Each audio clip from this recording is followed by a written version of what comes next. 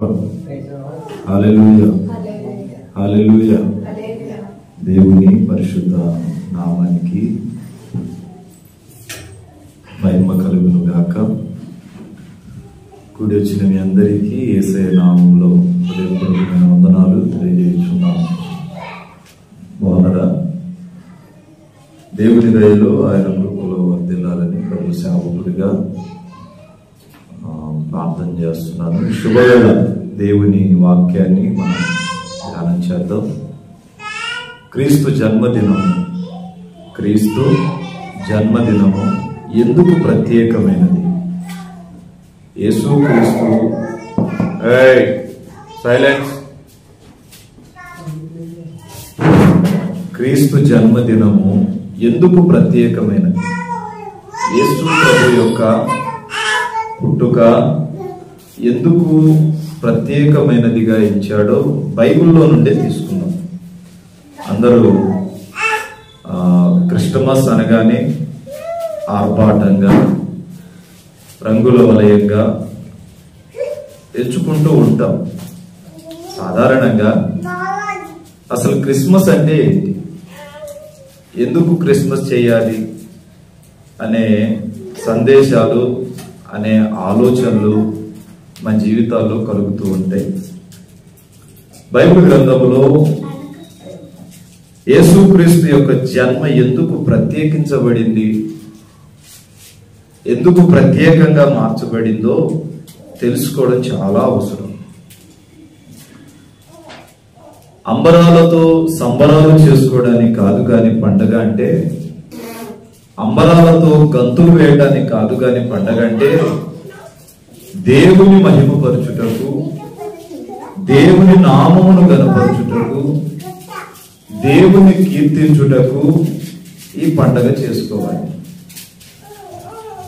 ఈరోజు క్రిస్టమస్ అనగానే చాలా మంది అంబరాలతో సంబరాలు చేస్తున్నాం, ఏదో గంతులు వేస్తున్నాం, కానీ ఏదో పండగ కదా అన్న ఉద్దేశంలోనే బ్రతికేస్తున్నాం. కానీ అసలు ఈ పండగ యొక్క ప్రాధాన్యత ఏంటి, ప్రాముఖ్యత ఏంటో తెలియని స్థితిలో క్రైస్తవుడు కొట్టిమిట్టులాడుతున్నాడు. ఏది దేవునికి ఇష్టమైన క్రిస్టమస్?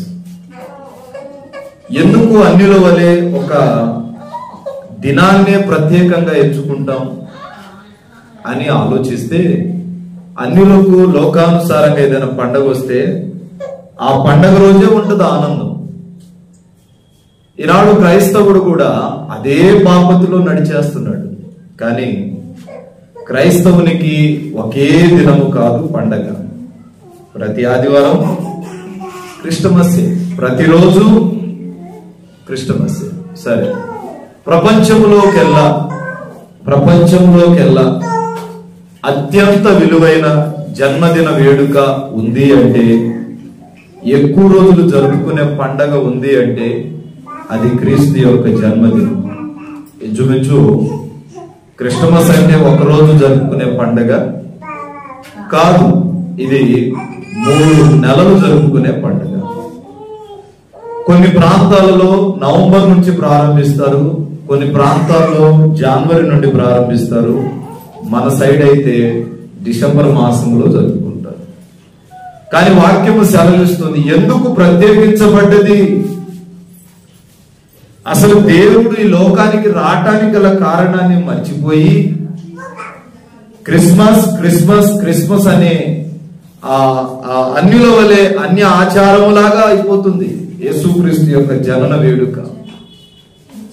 కానీ ప్రభు సెలవిస్తున్నాడు కదా, దేవుని జన్మకు ఒక ప్రాధాన్యత ఉంది, దేవుని జన్మదినానికి ఒక ప్రత్యేకత ఉంది. మరి ఆ ప్రత్యేకమైన జన్మదినాన్ని జ్ఞాపకం చేసుకోవడానికి ఒక అర్హత ఉండాలి.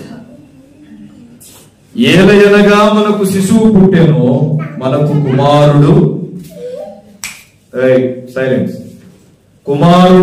అనుగ్రహించబడెను. ఎవరి కొరకు పుట్టాడు ఈ శిశువు అంటే మన కొరకే పుట్టాడని లేఖనాలు చెబుతుంది. కానీ క్రీస్తు జన్మదినానికి గల ప్రత్యేకత ఏంటో బైబిల్లో నుండి చూద్దాం. ఈరోజు పండగ కదా, పండగేనా? ఈ రోజేనా పండగ? ఈ రోజేనా? నాకైతే రోజు పండగే. యాక్చువల్గా ఒక్క పండగ రోజే కాదు, అన్యులకు పండగ ఎప్పుడు? అన్యులకు సంక్రాంతి ఎప్పుడు చెప్పండి? ఎప్పుడు? ఆ ఒక్క రోజే పండుగ. ఇప్పుడు మనకు కూడా ఈ ఒక్క రోజే పండగలా భావిస్తున్నాం మనం. కానీ బైబిల్ ఏమంటదంటే, క్రీస్తు ఎప్పుడైతే నీలో ఉదయిస్తాడో, నీలో జన్మిస్తాడో ఆ రోజే నీ క్రిస్మస్. హల్లెలూయా, హల్లెలూయా.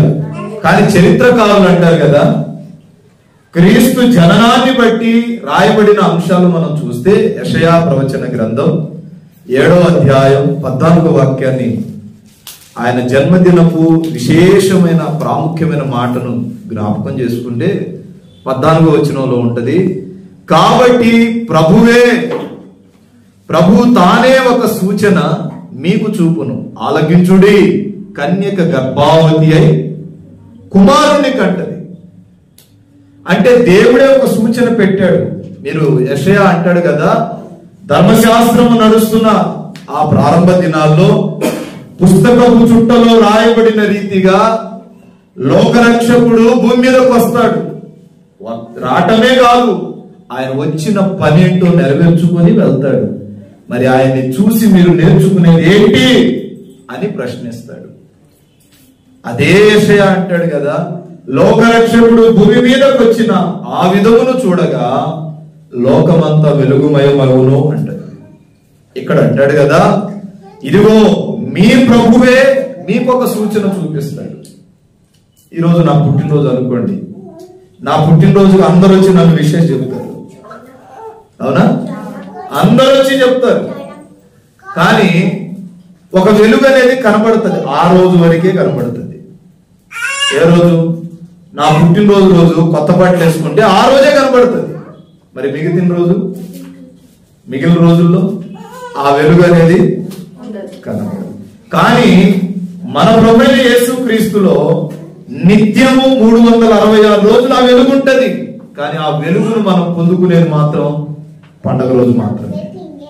ఆ రోజే ఎప్పుడు ఎవరితో కోపం ఉన్నా ఆ రోజు మాత్రం కలిసిపోతాం. దేనికి? నేడు రక్షకుడు పుట్టెను, హల్లెలూయా. కానీ వాక్యం ఏమంటుంది అంటే, నిత్యము దేవుడు నీలో జన్మించాలి, నిత్యము ప్రభు నీలో పుట్టాలి. క్రిస్మస్ డిసెంబర్ నెల చాలా మందికి ఒక ఆడంబరంగా మారుతుంది. పండగ వచ్చేసింది అంటే 2 నెలల ముందు నుంచి అక్కయ్యలకి షాపింగ్ అని, అన్నలకు షాపింగ్ అని ప్రారంభించబడుతుంది. కానీ ప్రభు అంటాడు కదా, ఇవి నేను చూడట్లేదు. ఏది దేవునికి ఇష్టమైన క్రిస్మస్? ఇక్కడ అంటాడు కదా, యేసుక్రీస్తు కన్యకగా జన్మించాడు. యేసుక్రీస్తు కన్యకగా జన్మించాడు, పాపము అంటని వాడై ఉన్నాడు. మరి మనము లోకంలో ఉన్న పాపాలన్నిటిని అంటించుకొని బురద చల్లుకున్న వారి వల్లే ఉన్నాం. ఏమన్నాడు? పాపము అంటని వాడు. యెషయా బండబుద్ధి చెప్తాడు ఈ మాట. ఆయన పాపము అంటని వాడై కన్యక గర్భమున జన్మించాడు కనుక అతడు కన్యక పురుషుడు. మరి మనము ఈరోజు పాపము త్వరగా మాట జారేస్తాం, త్వరగా అబద్ధం ఆడేస్తాం, త్వరగా కళ్ళ ద్వారా, చూపుల ద్వారా, ఆలోచనల ద్వారా, తలంపుల ద్వారా, మాట ద్వారా ఏదో ఒక రకంగా మానవుడు నిత్యము పాపములోనే మునిగి తేలుతూ ఉన్నాడు. మీరు ఒక బకెట్ లో ఏదైనా సబ్బు గాని, ఏదైనా బాటిల్ గాని, ఏదైనా వస్తువు వేస్తే అది నిత్యం మునుగుతూనే ఉంటుంది. దాంట్లో సోప్ వేసామనుకో, అది మునిగి మునిగి దాంట్లో కరిగి కరిగి కరిగి సబ్బు వలె అయిపోతుంది. ఈరోజు క్రైస్తవుడు కూడా పాపములు మునిగి మునిగి మునిగి మునిగి చివరకు నేను పరిశుద్ధుణ్ణి అని భ్రమలో ఉన్నాడు, కానీ నిత్యం అతడు పాపిగానే ఉన్నాడు. అందుకే ఎన్ని క్రిస్మస్లు మారిపోయినా వీళ్ళు క్రిస్మస్ అనేది మారట్లేదు. చాలా మందికి చెప్పకూడదు. చాలా మంది క్రిస్మస్ పండుగ ఎందుకు కావాలనుకుంటారు చెప్పనా?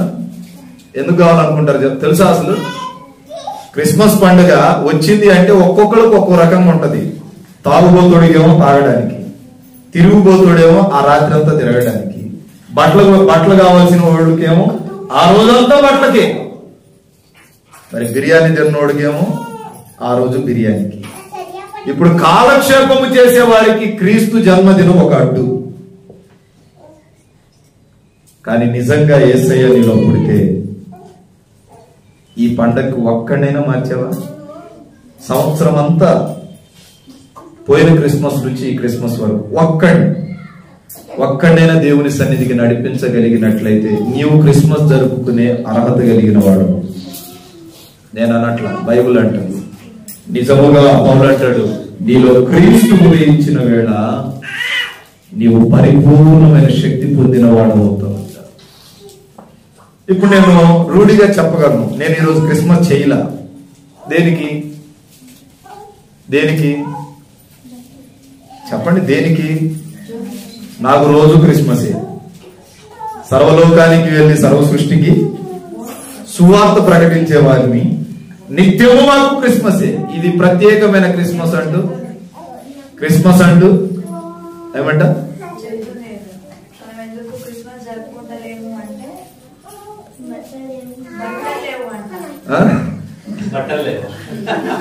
కానీ వాక్యము సెలవిస్తుంది నీవు క్రిస్మస్ జరుపుకోవడానికి ఒక ఆధిక్యత ఉండాలి. ఇంట్లో పెళ్లి ఉంది కదా, పెళ్లికి ఓ సంబరం ఉంటుంది. పెళ్లి అనగానే ఏం చేస్తామంటే ఒక సంబరం చేస్తాం. మరి యేసయ్య జన్మదినం కదా, మరి నీలో సంబరము పుట్టాలి అంటే ఆ పాత జీవితం నుండి నీవు ముందు కడగబడాలి. యేసయ్య ఏమన్నాడు?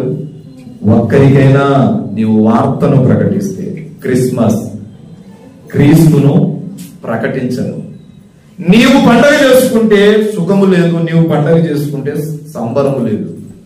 పౌలు అదే అంటాడు, నీవు పండగ చేసుకుంటే ఎవడు వింటాడు?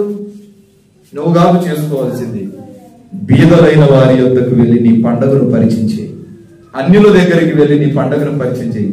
వెళ్ళి ఉదయాన్నే వెళ్ళి ఈరోజు యేసు ప్రభు పుట్టాడు, కలిసి దేవుని ఆరాధిద్దామని పిలుచుకురా. ఇది క్రిస్మస్. మనం జరుపుకునే క్రిస్మస్ ఎలాంటిది అంటే మనలో పరిపూర్ణత లేకుండా జరుపుకుంటాం. ఎవరికైనా ఒక్కరి వాక్యం ఈ నెల రోజుల్లో ఎవరికైనా సువార్త చెప్పి నడిపించారా మందిరానికి అంటే మన ఎవరి దగ్గర సమాధానాలు ఉండవు. కారణం ఏంటి అంటే మనం బిజీ షెడ్యూల్లో ఎవరికి సువార్త ప్రకటించలేదు. ఏది చూసి దేవుడు మనల్ని సంతోషించాలో పరీక్షించుకునే సమయం ఉంది. దేనిని బట్టి దేవుడు మనలను మెచ్చుకోవాలి? ఇప్పుడు నేను ఏదైనా మంచి పని చేస్తే నా తండ్రి మెచ్చుకుంటాడు, అవునా? ఏదైనా మంచి పని చేశానంటే తనకు మంచి పేరు తీసుకొచ్చే పని చేస్తే నా తండ్రి మెచ్చుకుంటాడు. మరి పేరు తీసుకొచ్చే పని చేయకపోతే నా తండ్రి మెచ్చుకుంటాడా? లేదు. ఇప్పుడు దేవునికి పేరు తెచ్చే పని ఆయన ఏమన్నాడు? సర్వలోకానికి వెళ్ళి సర్వ సృష్టికి ఒక్కడైనా మార్చు, ఒక్కరికైనా నా గురించి ప్రకటన చేయి, ఒక్కరికైనా నా సన్నిధికి నడిపించు. అది నాకు సంతోషం. నా సన్నిధిలో సంపూర్ణ సంతోషం కలదు. ఆ సంతోషం అందరికీ. నేను ఒకటి అడుగుతాను, ఎవరు చెప్తే నువ్వు రక్షణ పొందావు? నీ దగ్గరికి ఎవరో ఒకళ్ళు వచ్చి చెప్తేనే కదా ఆ వార్త తెలిసింది.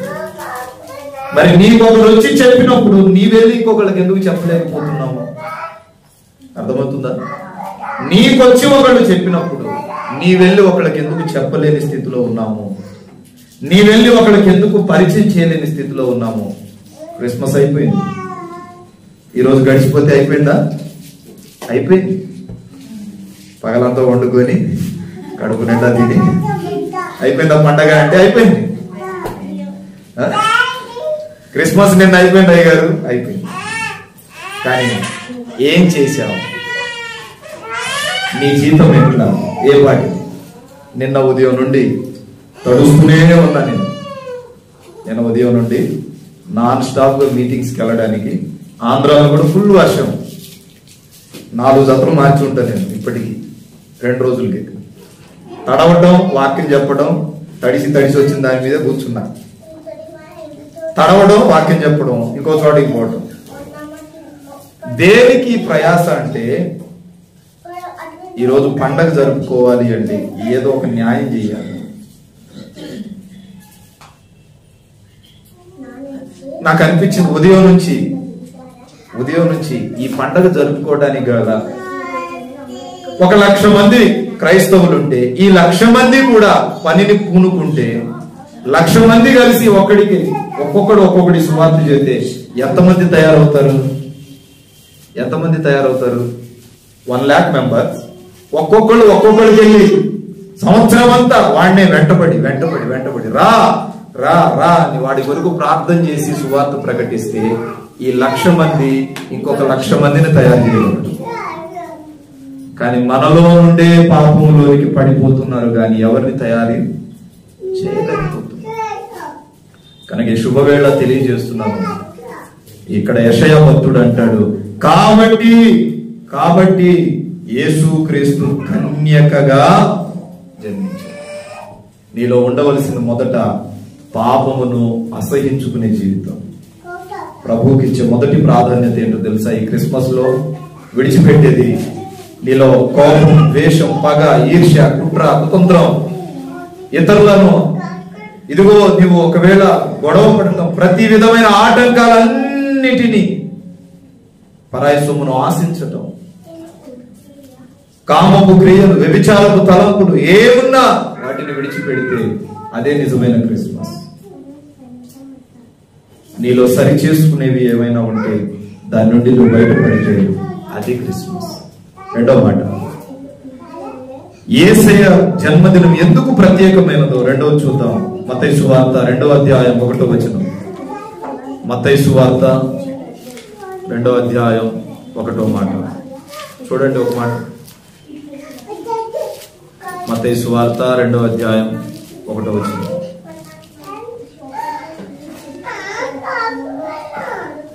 రాజైన హేరోదు దినముల యందు యూదయ దేశపు బెత్లెహేములో యేసు పుట్టిన పిమ్మట ఇదిగో తూర్పు దేశపు జ్ఞానులు యెరూషలేమునకు వచ్చి, యూదుల రాజుగా పుట్టినవాడు ఎక్కడున్నాడు? యూదుల రాజుగా పుట్టినవాడు ఎక్కడా? ఎవరిని అడిగాడు? వినండి, ఎవరిని అడిగాడు? ఎవరిని అడిగారు రాజు? ఈరోజు పండగ చేసినారు కదా, రాజును అడిగారు. సరిగా చదవండి. అక్కడ హేరోదు రాజు జ్ఞానుల యొద్దకు వచ్చి అంటాడు, యూదుల రాజుగా పుట్టిన వాడెక్కడా? రాజును కాదు అడిగింది, అక్కడ జ్ఞానులను అడిగాడు. ఆ రోజుల్లో జ్ఞానులు మార్గాన్ని ఎంచుకొని వెళ్ళాలి అంటే నక్షత్రాన్ని చూశారు. నక్షత్రం వాళ్లకు దారిని చూపించింది, బాట ఏర్పరిచింది, దారి చూపించింది. అంటే యూదుల రాజుగా పుట్టినవాడు ఎక్కడా అని ఎందుకు జ్ఞానులను అడిగారంటే, 2 సంవత్సరాల యేసు ప్రభు జీవిత 2 సంవత్సరాలు వయసులో ఉన్నప్పుడు ఈ జ్ఞానులు ఆయన రాకను చూడటానికి వచ్చారు. ఆయన రాకను చూడటానికి వచ్చిన ఈ జ్ఞానులు వార్తను తెలుసుకోవడానికి వెళ్ళారు కదా, మరి వార్త విషయం ఏమైంది అని వీళ్ళని అడిగారు. ఇప్పుడు ఈ జ్ఞానులు అంటారు, యూదుల రాజుగా పుట్టినవాడు ఏమాయనో అన్నారా? అట్లాగే అన్నారు వాళ్ళు. యేసయ్యను చూడటానికి వచ్చినప్పుడు, జ్ఞానులు యేసయ్యను చూడటానికి వచ్చినప్పుడు యేసయ్య వయసు ఎంత?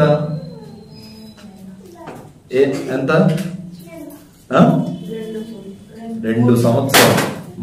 నిన్నే చెప్పినా కదా, 2 ఏళ్ళు. అప్పుడే అంటాడు హేరోదు రాజు, 2 ఏళ్లలో ఉన్న పిల్లల్ని. అప్పుడు యేసయ్య వయసు ఎంత? ఇప్పుడు గొర్రెల కాపులు చూడటానికి వచ్చినప్పుడు మొన్న చెప్పిన ఎంత? గొర్రెల కాపర్లు ఎంత?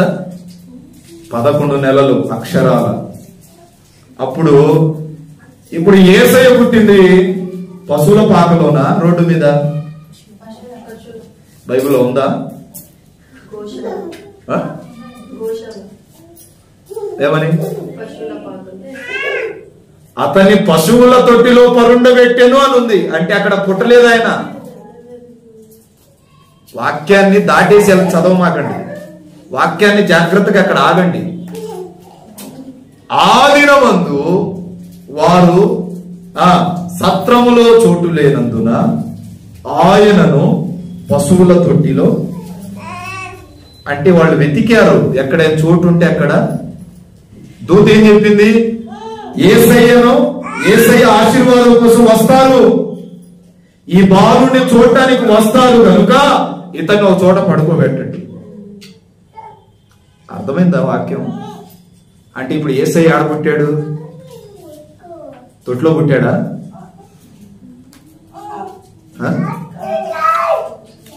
వాళ్ళు నజరేతు నుండి ప్రయాణమై బెత్లెహేమునకు వచ్చే దారిలో ఎక్కడో చోట పుట్టాడు. పుట్టిన ఆయన్ని పొత్తిగుడ్డలతో చుట్టి తీసుకొచ్చి పాకలో పరుండబెట్టారు. ఇది బైబిల్. కానీ మనము ఆయన పాకలోనే పుట్టేశాడు అంటాం.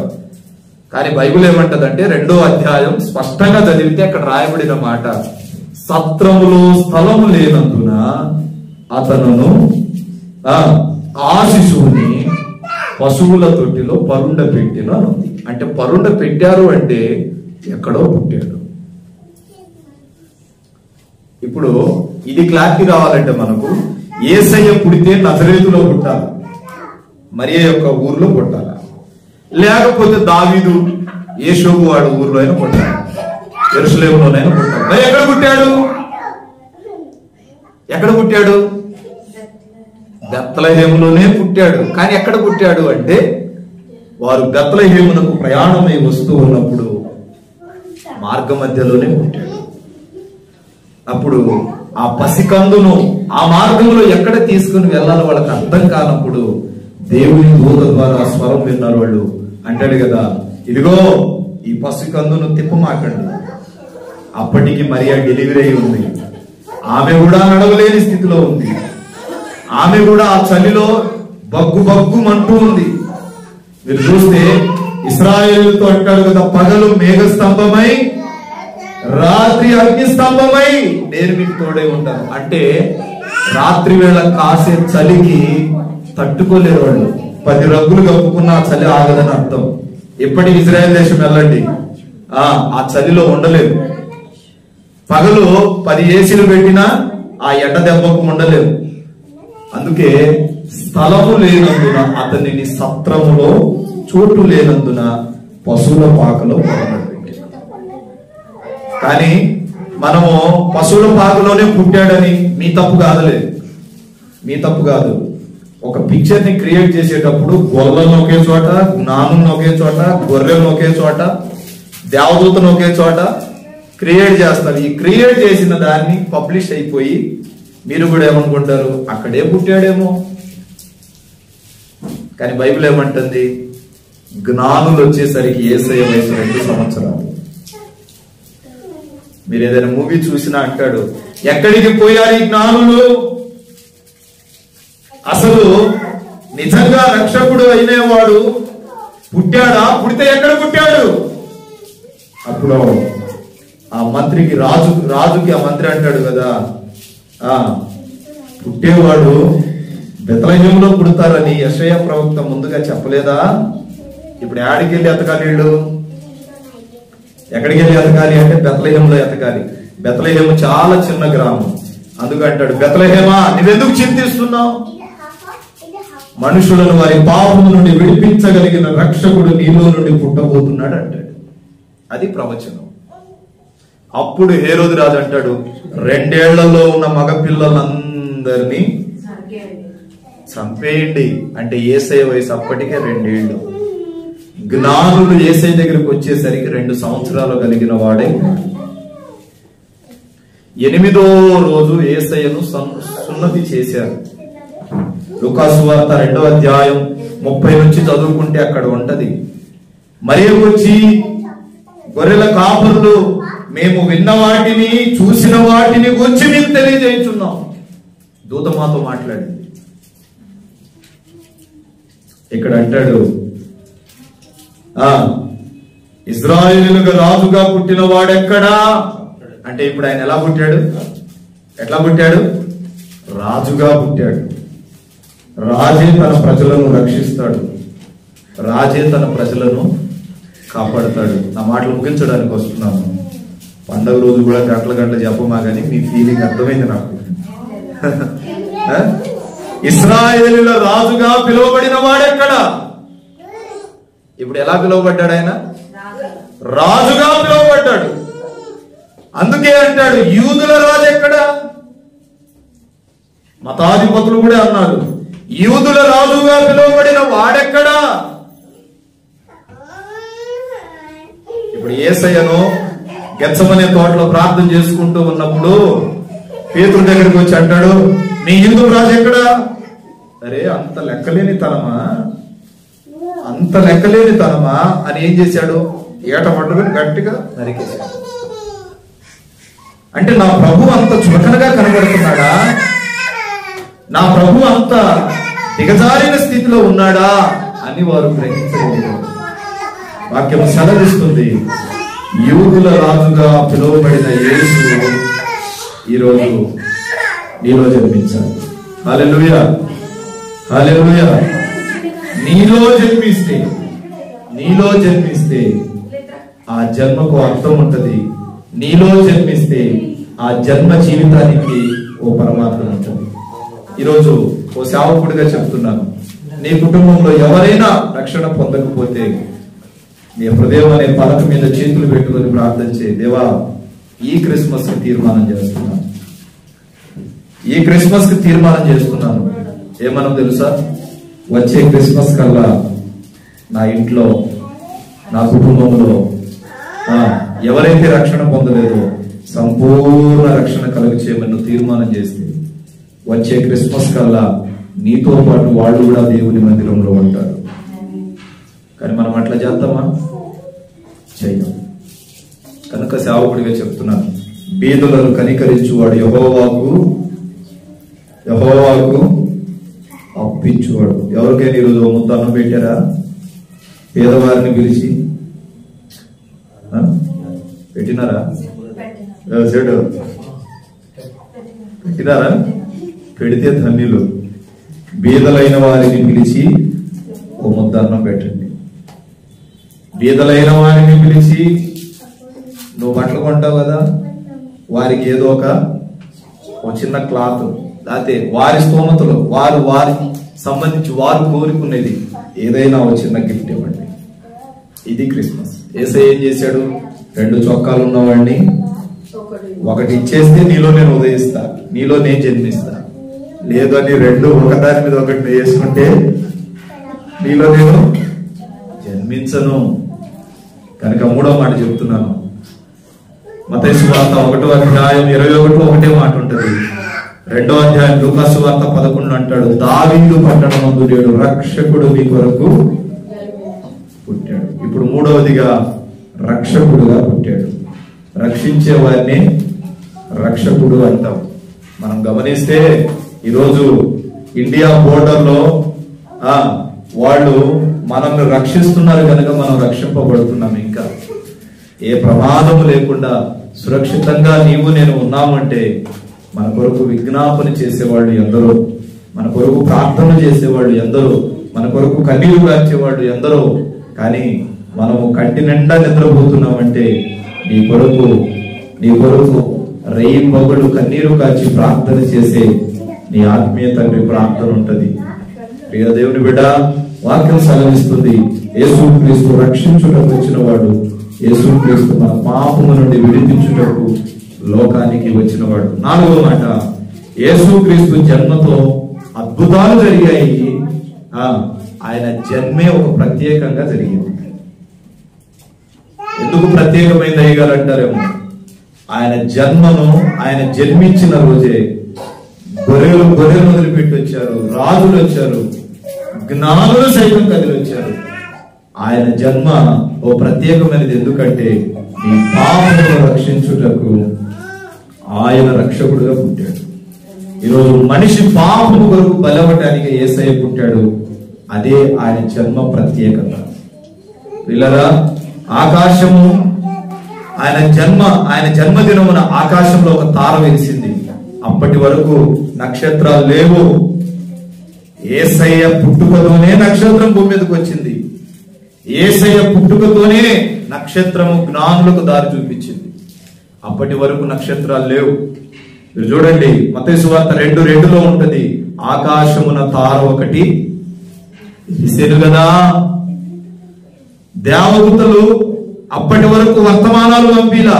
ఎవరు పంపించారు అంటే ఆకాశములో నుండి దేవుడే మాట్లాడేవాడు. ఎక్కడి నుండి? ఆకాశము నుండి దేవుడే మాట్లాడేవాడు. పొదల్లో నుండో, అగ్నిలో నుండి, మంటలో నుండో మాట్లాడేవాడు. కానీ దేవదూతలు ఎప్పుడు వచ్చి భూమి మీదకి వచ్చి నరులుగా పిలువబడే వారితో మాట్లాడాల. కానీ యేసయ్య రాకను గురించి దేవదూత భూమి మీదకి వచ్చి చెప్తుంది, నేడు రక్షకుడు మీ కొరకు పుట్టబోతున్నాడు.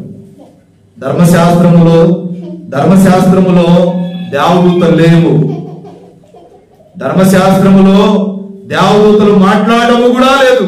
కానీ క్రొత్త నిబంధనకు వచ్చేసరికి యేసయ్య పుట్టుకతో దేవదూత వచ్చి మాట్లాడింది. అందుకే మీరు గమనిస్తే గాబ్రియలు దూత ప్రత్యేకించబడిందిగా పిలువబడుతుంది.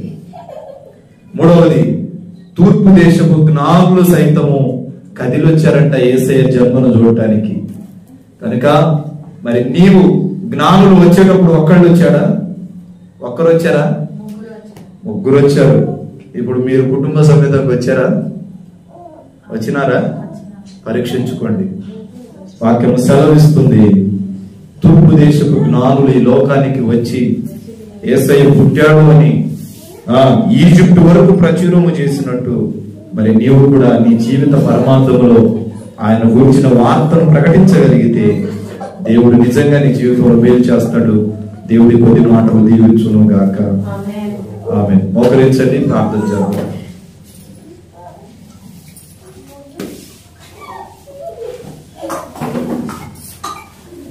మహాపరిశుద్ధుడు, నిత్య ఆశ్రయదుర్గమైన మా తండ్రి, పరిశుద్ధ పాదాలకు స్తోత్రాలు.